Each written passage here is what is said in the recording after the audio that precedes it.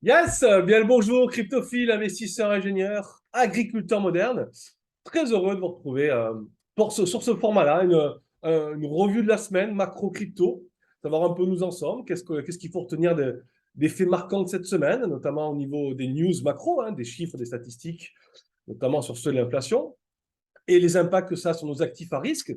Donc, on va regarder ça ensemble. Je vous souhaite évidemment une très, très belle journée dominicale. J'ai mis à dessin un t-shirt sur Ethereum, vous l'aurez compris, c'est la star du moment. Hein. C'est même lui qui entraîne le momentum aussi sur les cryptos. Hein. C'est pas du tout Bitcoin. Et on va voir ça de façon graphique aussi pour tout à l'heure et pour quelles raisons. Donc voilà, on démarre sur la heatmap, tout vert, ensemble verdoyant. Qu'est-ce qu'il faut en penser? Alors, souvent, j'entends dire aussi ah, c'est un bootstrap, le rally run est terminé, on va repasser sur des bottoms, ça va de nouveau retourner à la cave, doit-on récupérer ses profits? C'est tout ça qu'on va essayer de voir ensemble. Évidemment, récupérer ses profits, c'est toujours judicieux, quelle que soit la tendance du marché. Et essayer de comprendre aussi là, pourquoi c'est vert, est-ce que ça va durer, quels sont les facteurs qui peuvent nous faire penser qu'on peut avoir de nouveau un repli, ou alors à l'inverse, on peut, euh, on peut franchir un cap parce qu'il y a des points pivots qui sont là, qui sont présents, des résistances majeures, surtout sur BTC. Et si elle était enfin, j'ai dit bien franchie, évidemment, la prochaine zone, ça serait sur BTC, ça serait 28,30. Hein. Vous voyez là, il y a des belles performances. Alors là, j'ai mis sur les performances sur 7 jours, hein, sur la semaine glissante. Hein, donc voilà, on a des belles réactions de Sol, hein, de Solana, Avax, et Ethereum, qui est autant c'est le chef de file des altcoins, je le considère d'ailleurs même plus comme un altcoin à titre personnel. Je le vois comme l'or et l'argent. Vous savez, dans les métaux précieux, je fais la même analogie. Bitcoin, Ethereum, c'est l'or et l'argent. Et quand bien même, ben voilà, ce chef de file altcoin, il superforme euh, même, ses, même les autres, hein, même ceux qui sont derrière lui, qui sont censés reproduire encore plus les performances des terres parce qu'il y a moins de capitalisation. Donc, quand les gens passent à l'achat sur du NIR ou sur du ADA, ça pump encore plus parce que la capitalisation est plus petite. Donc, même là, non, et ça déroge même à la règle. Allez, je vais couper aussi ma vidéo, qu'on puisse voir intégralement mon écran lors du replay. Allez, c'est parti. Donc voilà, est-ce que c'est un bull trap? Est-ce que ce rallye est déjà terminé? Alors évidemment, je suis pas Madame Irma, je ne vous donnerai pas la réponse parfaite, mais on va essayer en croisant nos recherches, différents indicateurs techniques, différentes informations, et ben, de se rapprocher d'un élément de réponse. Vous voyez, ce qui est intéressant aussi sur la heatmap qu'on voit tout en bas là, c'est la dominance. La dominance Bitcoin qui ne cesse de chuter tous les jours un peu plus. Et là, quand on dit baisse, on peut avoir un biais cognitif un peu psychologique un peu négatif. Mais là, c'est plutôt positif. Hein. C'est-à-dire qu'en fait, euh, ça prouve que la confiance revient au niveau des investisseurs. Puisque quand le marché était au plus mal, les gens se réfugiaient sur Bitcoin, qui est l'actif le plus safe, entre guillemets, dans les marchés crypto. Là, si ça se redéverse sur les altcoins, c'est effectivement que les gens refont confiance un petit peu et c'est plutôt engageant pour toute la technologie et l'environnement blockchain. Alors, ce qui est sûr, ce qu'on va essayer de répondre en substance hein, très rapidement, c'est que ce que je peux retenir là, de tout ce que je vais vous montrer là, c'est que le Bitcoin, en tout cas, si on devait être un peu pondéré quand même malgré tout ce qu'on voit ici en vert, le Bitcoin va moins vite que le marché action. Et on va voir en quoi ça peut poser un problème. Ce qui n'est pas le cas d'Ether, justement. Donc, ouais, donc à la question, là, qu'est-ce que je fais? Est-ce que c'est le rallye run? Est-ce que ça se termine? Est-ce qu'il faut récupérer ses profits? Est-ce qu'il faut attendre de nouveau un plus bas? Ben déjà, c'est de vous poser la question, c'est quel type d'investisseur êtes-vous? Je suis un investisseur long terme, ce qui est le cas de 80%, voire 85% des gens ici dans la communauté cryptophile. Ben, si c'est le cas, ne regardez même pas votre wallet ou votre bilan tous les jours. Laissez agir la magie de l'effet cumulé, le DCA dont on parle souvent. Là, par contre, c'est toujours très pertinent de continuer à acheter du Bitcoin, de l'Ethereum et des projets auxquels vous croyez de façon périodique avec un montant similaire pour lisser les risques, la volatilité, votre investissement en achetant à des prix différents un petit peu tous les jours. Vous avez même auto-invest sur Binance qui peut le faire à votre place automatiquement. Hein. Je l'ai fait à titre personnel aussi depuis le mois de juin. Et donc, j'ai mis une période hebdomadaire, mensuelle. En mensuel, c'est trop. Il peut y avoir trop d'écart de prix. Mais hebdomadaire, voire journalier, hein, concernant Bitcoin, j'ai mis journalier. Ben, ça m'a permis d'être en retour sur investissement, ce qu'on appelle en ROI, d'être gagnant sur tous les projets auxquels J'ai mis en place ce processus depuis juin. Donc, et ça, il n'y a pas besoin d'être un trader professionnel, hein. C'est-à-dire que vous définissez juste la période et le montant que vous voulez allouer sur BTC, sur ETH. Je pourrais vous recommander AVAX, de le faire sur BNB, de le faire sur Matic, de le faire sur Polkadot, de le faire sur Link, qui sont des projets majeurs et indispensables dans la blockchain. Et vous définissez juste le projet, le montant que vous voulez allouer, la période. Je vous recommanderais hebdomadaire à minima, hein, pour pas qu'il y ait trop de variations de prix d'un mois à l'autre. Et puis, vous laissez faire la machine automatique de Binance. Vous verrez, vous aurez des bons résultats sans avoir à vous en préoccuper. Donc, ça, c'est l'investissement long terme. Et puis, la magie aussi de l'automatisation ou du copier-coller pour ceux qui le prennent en manuel sur les signaux que je nous envoie tous les jours pour accumuler également nos deux actifs préférés. Voilà, après, il y a d'autres types d'investisseurs. Il y a le trading swing ou le trading intraday. Alors, trading swing, ça peut être sur plusieurs jours, plusieurs semaines, voire plusieurs mois. Par exemple, Matic, Avax, ces projets dont je viens de vous parler. Là, à l'inverse, on se positionne, on essaie de les acheter au plus bas pour les revendre au plus haut de la tendance. Donc, ceux-là, on va les garder un moment. Et le trading intraday, c'est ce que je nous permets de faire, hein. Donc, ça concerne une minorité de gens. C'est pour ça que je peux le faire à votre place, hein. Moi, c'est mon job et vous savez que ça me passionne. Donc, c'est de nous trouver des opportunités tous les jours pour accumuler justement BTC, ETH. Et on viendra y ajouter d'ailleurs une stratégie sur USDT aussi d'ici septembre. On y travaille en tout cas dès maintenant avec les développeurs pour qu'on ait une stratégie complémentaire à la stratégie d'accumulation. C'est-à-dire qu'on pourra avoir de la dopamine à court terme en faisant des gains en USDT. Voilà, on ira chercher du 10%. Il y aura évidemment un SL là, hein, c'est du ratio 1 pour 2. Et puis le but, c'est qu'effectivement, avec ces gains que vous allez faire en dollars, là, c'est du cash, c'est immédiat. Ça vous servira même à racheter du Bitcoin et l'Ethereum. Donc, en plus, les stratégies sont fortement complémentaires. Voilà, et puis pour ceux qui font un peu de trading swing, ce que je peux vous recommander qui peut être intéressant, surtout en ce moment, on est dans des phases plus ou moins latérales quand même, hein, à part Ether qui sort un peu, qui commence vraiment un mouvement haussier, mais qui peut aussi, pour ces raisons-là, arriver sur des résistances majeures, qui est d'après moi 2200, la première, où là, il y aura certainement des récupérations de profit. Mais en tout cas, ce qu'on peut faire dans ces situations comme celle-ci, c'est d'avoir une poche long terme, par exemple Matic, Avax, vous les avez sur le long terme. 70% de votre allocation sur ces projets-là, c'est du long terme, on n'y touche pas jusqu'au prochain marché haussier. Et vous avez les 30% qui restent sur ces projets en question, Avax, Matic, Link, etc. Vous faites ce qu'on appelle une poche active. Hein, vous avez ces expressions très crypto, buy the dip et sell the bounce. Pour le dire autrement, vous achetez la chute et vous revendez le rebond. Vous achetez le repli, vous revendez le rebond. Ça, vous pouvez le faire sur 30% de ces projets-là. Faites des allers-retours sur les ranges, en fait. En bas du range, vous revendez en haut. Voilà, ça peut être complémentaire aussi pour ceux qui savent déjà un peu plus faire du trading. Voilà. Maintenant, si on revient à la heatmap qui est ici, qu'est-ce qu'on peut. Maintenant, on va faire un petit croisement avec la macro. C'est un marché crypto qui continue effectivement de se reprendre, hein, en parallèle et surtout en corrélation avec la reprise des marchés d'actions. C'est consécutif à une news macro fondamentale de mercredi dernier. D'ailleurs, on va y aller de suite. Voilà, Trading Economics, allez-y aussi, c'est gratuit. Ça vous permet d'anticiper un peu les semaines, hein, ce qui va se passer, les éléments factuels importants à observer aussi. Alors, je vais aller sur la semaine d'avant. Voilà. Alors, qu'est-ce qu'on a eu d'important? On va le grossir un petit peu. C'était évidemment les chiffres sur l'inflation, hein. C'était le moment important, hein, qui allait justement d'ailleurs, qui allait confirmer ou infirmer cette récession technique qu'a connue maintenant les États-Unis avec leur croissance du PIB 2 fois consécutivement négatif sur les 2 derniers trimestres. Mais comme je vous le disais sur une précédente vidéo, pour l'instant, c'est uniquement technique parce qu'une vraie récession, toutes les récessions qu'ont essuyé les États-Unis depuis 30 ans, ça se traduit par des taux de chômage très élevés. Et on a vu que le chômage, pareil, s'était stabilisé. C'était la semaine dernière. Donc ça aussi, c'est positif parce que ça ne vient pas confirmer cette récession technique, en tout cas pour l'instant, économiquement parlant. Et les chiffres de l'inflation, c'était pareil, c'était de voir surtout si on allait continuer si elle allait continuer à s'accélérer ou pareil, à perdre un peu de sa vigueur. Et c'est évidemment le meilleur scénario qui a eu lieu, puisqu'elle est ici, hein, l'inflation. Core, c'est une inflation sans les produits de consommation, ni le gaz et l'énergie. Mais ce qui nous intéresse, c'est l'inflation globale. Donc, quand même un consensus à 8,7 et on est à 8,5.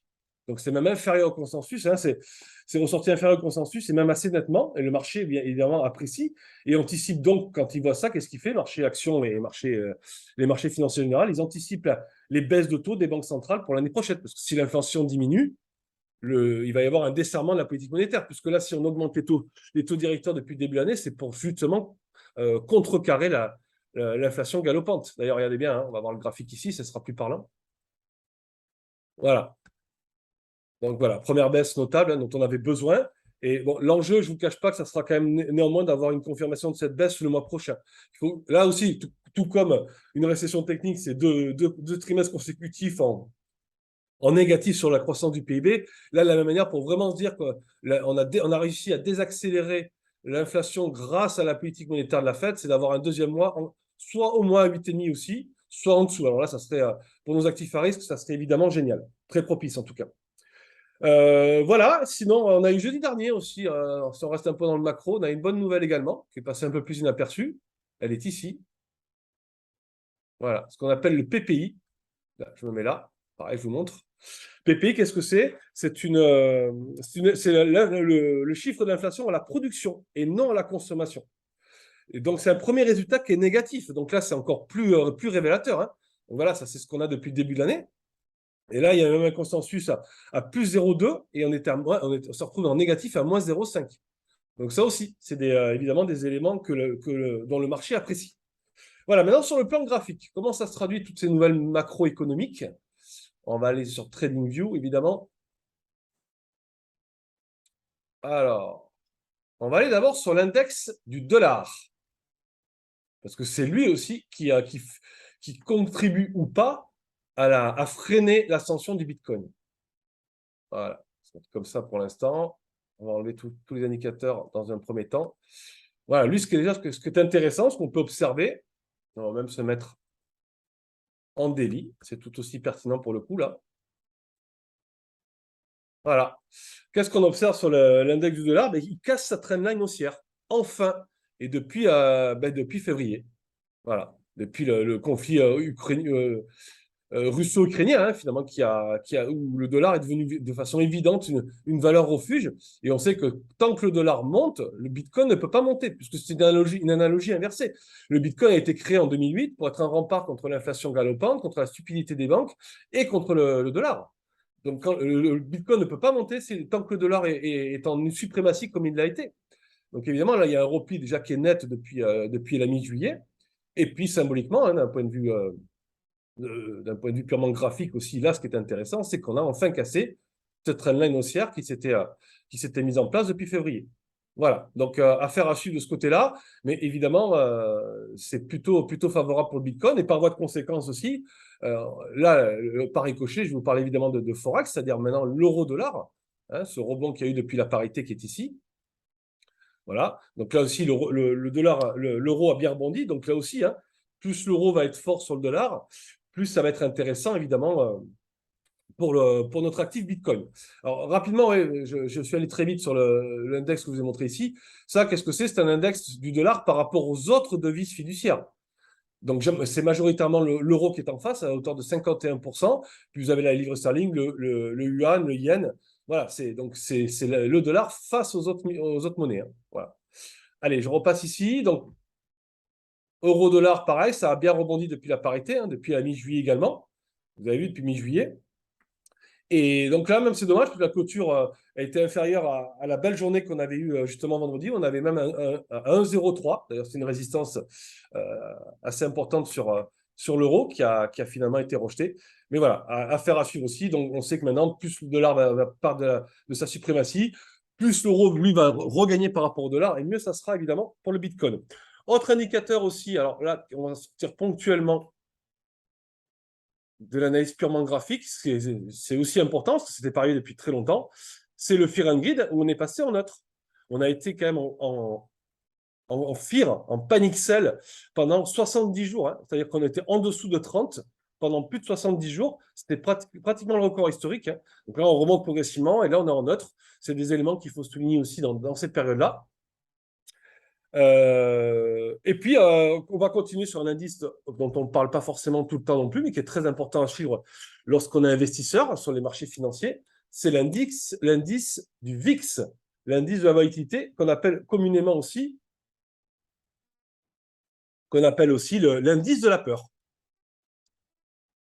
Voilà, lui aussi, il y a une cassure qui a été intéressante là ces derniers jours. Alors, qu'est-ce que c'est le VIX? Déjà, c'est de comprendre que quand le marché action reprend, comme c'est le cas, la volatilité implicite, donc celle qui est relative au VIX, décroît de manière continue. Là, on le voit aussi, hein, depuis mi-juin, depuis date à laquelle. Alors, mi-juin, c'était le bottom sur BTC-ETH aussi. Hein, et depuis cette reprise du marché action à la mi-juin, ben, le VIX décroît de façon naturelle et continue. Mais il y a aussi, pareil, hein, cette pattern-là, sur ces deux trendlines que j'ai tracées, où on voit effectivement que là, c'est pareil, on a une coupure, une cassure de ce côté-là. L'indice, en fait, cet indice-là, qu'est-ce que c'est? Il représente la volatilité des actions qui composent l'indice du SP500, donc l'indice boursier américain majeur. Et comment détermine-t-on cette volatilité que vous voyez ici? En fait, on se base sur la dispersion du volume et sur le prix, sur les options des actions qui composent justement le SP500. Et le but, c'est quoi? C'est que ça nous donne une direction, en fait, hein, une représentation des anticipations sur des institutionnels hein, par rapport justement à cet indice boursier. Donc voilà, là, ce qu'on peut voir ici, c'est la confirmation hein, de la rupture d'un trend haussier, hein, de la même manière qu'on a vu un petit peu sur le dollar tout à l'heure. Mais là, pareil, on a une confirmation de cette rupture. C'est un élément important parce que ce support a été rompu et s'était formé, hein, regardez bien, depuis novembre. Et novembre 2021, c'est la date à laquelle les actions avaient commencé à se retourner, notamment sur celles qui sont sur les valeurs cycliques. Donc, qu'est-ce qu'il faut comprendre avec ça? C'est qu'on a un signal de baisse, de volatilité des actifs risqués. Donc, qui est tout à fait propice à la hausse du marché crypto. Ça aussi. Vous l'aurez compris, plus c'est bas, mieux c'est pour nos actifs.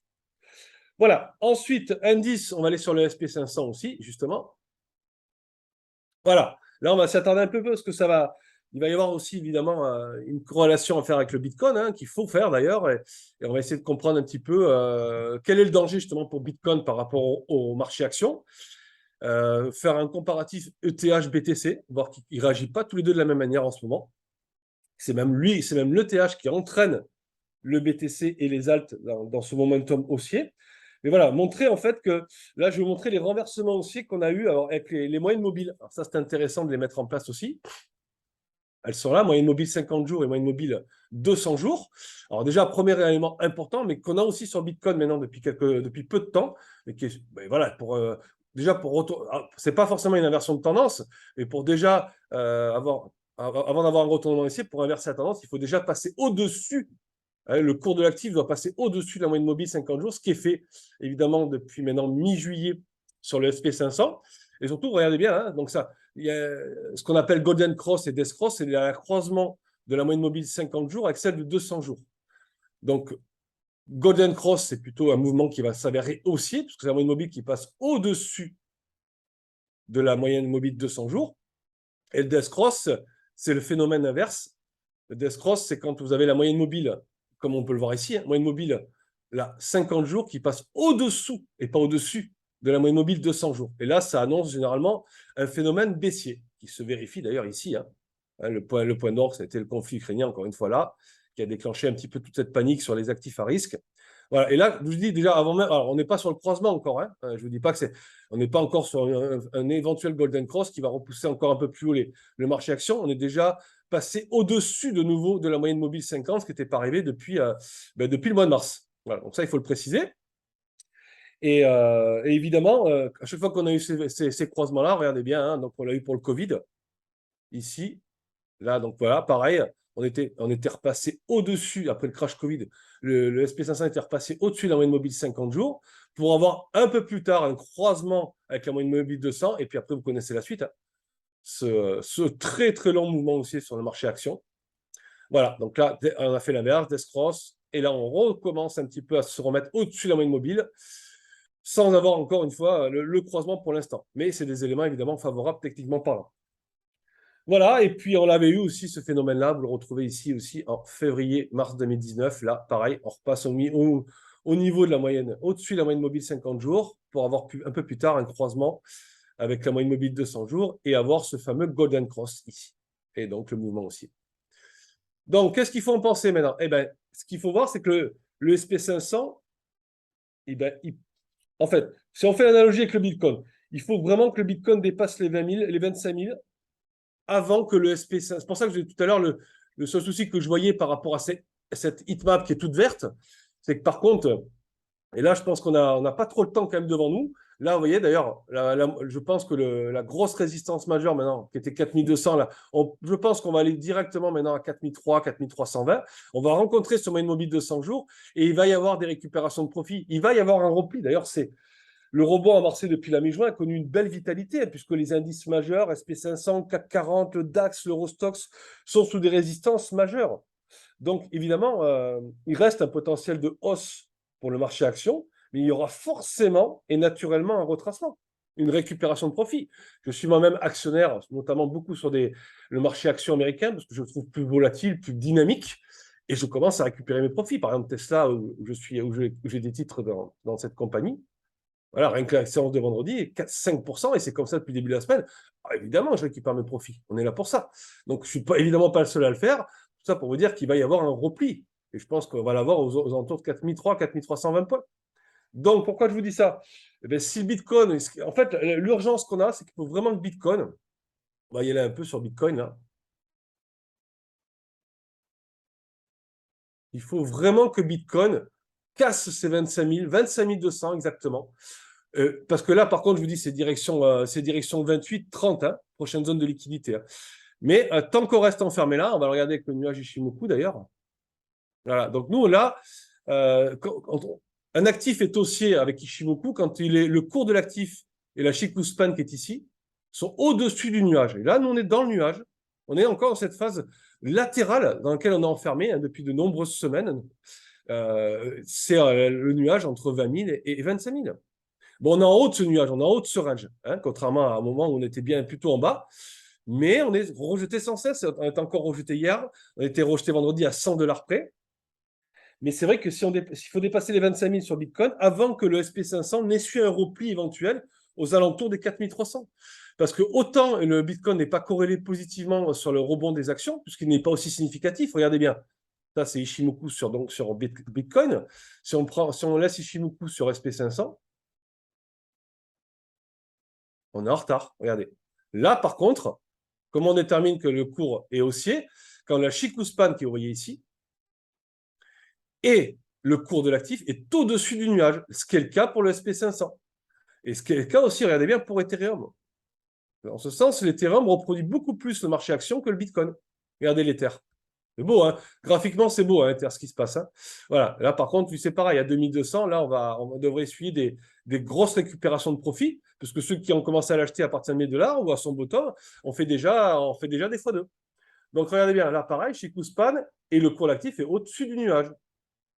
Là, par contre, on a reproduit exactement chez Ethereum ce qu'a fait le SP500. D'ailleurs, si on fait une analogie sur Bitcoin, s'il avait dû reproduire ce qu'avait fait le SP500 ou même Ethereum, on aurait un Bitcoin ici, au-dessus du nuage, hein, comme ces deux actifs précédents, comme SP500 et Ether. On aurait la Chikou Span et l'actif au-dessus du nuage, et on aurait surtout un Bitcoin à 28-30 000 $. Il serait là. Voilà. Donc, le vrai débat, c'est quoi? Est-ce qu'il reste un potentiel de hausse pour le marché action? Oui, je vous ai là, par ces quelques analyses graphiques, je vous ai montré on devrait aller jusqu'à 4300, 4320 points avant d'avoir commencé à avoir un repli naturel et plutôt sain, hein, il faut. Mais jusque-là, et voilà, il y aura forcément et naturellement un retracement. Le Bitcoin aura-t-il eu le temps? Voilà la question. Est-ce qu'il aura eu le temps? Et je pense qu'il faut que ça se fasse ce week-end ou en début de semaine. Est-ce qu'il aura eu le temps de casser cette résistance technique des 25 000 $? C'est ça la vraie question. À court terme, c'est ça, d'après moi, la vraie question. En comparaison et pour des raisons qui lui sont propres et qu'on a abordé ensemble lors de la précédente vidéo que je vous avais faite, vous avez expliqué la migration merge et pourquoi ça allait devenir un jeton déflationniste. Ethereum, bah, lui, le rebond technique comparable à celui du marché action. Ce que je vous expliquais il y a un instant, et on pourrait comparer un Bitcoin à 30 000 $. Voilà. Et c'est ça, tout est là en fait. Hein. Parce que sinon, sur Bitcoin, quand on regarde bien, sur Bitcoin, ce qui est intéressant, c'est qu'on a le. Alors, par contre, ça, c'est plutôt intéressant. Je vais relever un Shimoku. Vous expliquer, par contre, ça fait que très peu de temps qu'on l'a. Donc, ça, c'est le retournement de la pente de la moyenne mobile à 50 jours. Hein, ce que je vous ai expliqué sur SP500 il y a un instant. On le retrouve aussi quand même sur Bitcoin. Ça, c'est toujours plutôt favorable. voilà, indépendamment de cette résistance qu'on n'arrive vraiment pas à franchir pour l'instant, on est quand même déjà, on a retourné la pente de la moyenne mobile à 50 jours, elle est importante hein, à suivre parce qu'avec la moyenne mobile 200, parce que je vous expliquais tout à l'heure que leurs croisements respectifs constituent des Death Cross ou des Golden Cross. Alors, vous voyez, le croisement, on en est loin encore, hein, mais pareil, c'est la première étape pour avoir un retournement, c'est d'avoir une inflexion de cette pente et qui est le cas désormais maintenant depuis le 27 juillet. Autre point positif, malgré tout sur Bitcoin, c'est qu'on a un RSI au-dessus de 50, c'est des vrais signaux d'achat. Comme je disais tout à l'heure, le Fear and Greed, on est neutre maintenant. Voilà, il est repassé au-dessus de la moyenne mobile 50, on a un RSI au-dessus de 50, on a un Ishimoku, tout à l'heure, on est quand même au-dessus, on est en haut du nuage, hein, on est tout en haut, on n'est pas en bas, donc on est en haut du range. Ça, c'est vraiment le niveau pivot pour nous propulser à 28,30. Et là, indirectement, je pourrais vous dire aussi, parce qu'on on se demande souvent aussi, si on a fait ce bottom qui était là, est-ce que le bottom, ça a été ce 18 juin à 17 500? Pour l'instant, je ne peux pas vous dire qu'on a fait le bottom. Parce que tant qu'on ne sort pas d'ici, si en plus on a un repli du SP500, donc du coup, ça nous amène ici, là, la vraie résistance sur Kijun, ici à 22 800 sur la casse, on repasse en bas du nuage, et elle pourrait arriver rapidement, cette cassure de support, si on a un repli du SP500 avant que lui casse sa résistance à 25. Donc là, tout est permis de nouveau pour refaire un bottom plus bas que le précédent. Par contre, si on casse cette résistance, on se propulse à 28,30. Et à 28,30, je pense qu'on aura fait le bottom qui était ici. Parce que même si on redescend après à 25, même si on va consolider un moment, on va avoir une phase de latérisation, ce qui est évidemment ce qui est normal hein, avant de remonter au plus haut. On redescendra peut-être à 25, mais je ne nous vois pas à 30 redescendre plus bas que 17 après. Voilà, il faudrait vraiment une accumulation de bad news macro assez impressionnante. Donc voilà, là, le bottom, on pourra dire qu'il est fait. Pour l'instant, on ne peut toujours pas le dire. Voilà un petit peu par rapport à ça. Et puis, comme je vous disais, à l'inverse, hein, le risque d'invalidation, autant là, on sait ce qu'il faut pour monter à 28,30, mais à l'inverse, l'invalidation, ça serait vraiment qu'on repasse en dessous. Hop, on repasse en dessous de la moyenne mobile 50 jours. Là, par contre, si c'est le cas, si on répète le scénario qu'on avait déjà connu en mars-avril 2022, regardez bien ici. Voilà. On entend des petits bugs avec ma souris. Voilà, pareil ici, hein, le bull trap. Là, c'était un bull trap, hein, un piège haussier. Voilà, par ici, on était repassé au-dessus de la moyenne mobile 50 jours, regardez. Et puis finalement, derrière, on est repassé en dessous. Et puis là, ça a été une grosse chute. Là, faut pas repasser en dessous de la moyenne mobile 50 jours. Parce que si on répète le scénario qu'on a eu en mars-avril de cette année, c'est retour en bas d'une nuage Ishimoku à 20 000 et peut-être même encore plus bas derrière. Voilà un petit peu ce que je peux vous dire sur le point, sur les faits marquants de cette semaine. Peut-être dernière chose intéressante aussi quand même. Je vous l'avais expliqué tout à l'heure sur la heatmap, mais qu'on peut regarder aussi graphiquement. C'est intéressant. Voilà. Ici, on va enlever ça. Voilà, c'est la dominance Bitcoin. Hein, vous savez, qui était à son plus haut avant qu'on connaisse le plus bas. Comme je vous dis, on se protège quand ça pue comme ça dans les cryptos. Quand ceux qui veulent sont des profonds adeptes de crypto, dont je fais évidemment partie, dont nous faisons partie chez Cryptophile, donc on vend tous sauf notre Bitcoin. Donc on était tous en train de se réfugier sur BTC. Et là, regardez bien, hein, depuis que le bottom a été fait, c'est l'inverse. Là, le repli successif et quotidien sur la dominance Bitcoin, elle est vraiment impressionnante. On arrive sur des plus bas là. Hein. Donc ça, c'est favorable pour la technologie et l'environnement blockchain. Ce que je disais tout à l'heure, les gens reprennent confiance aussi. Maintenant, à court terme, on connaît les enjeux. Il faut qu'on casse les 25 sur Bitcoin avant qu'on ait un repli du SP500. Voilà comment on pourrait résumer les enjeux à court terme, même si paradoxalement, on dit souvent qu'au mois d'août, il ne se passe pas grand-chose, que les acteurs, les grands acteurs, les institutionnels se sont retirés du marché, ce qui est vrai. Mais par expérience, j'ai remarqué quand même que paradoxalement, on a beaucoup d'opportunités et sûrement des tendances qui se dessinent au mois d'août. Donc, affaire à suivre. Allez, je coupe mon partage. Je vous salue, je vous souhaite évidemment un très bon dimanche et on reste connecté pour la suite.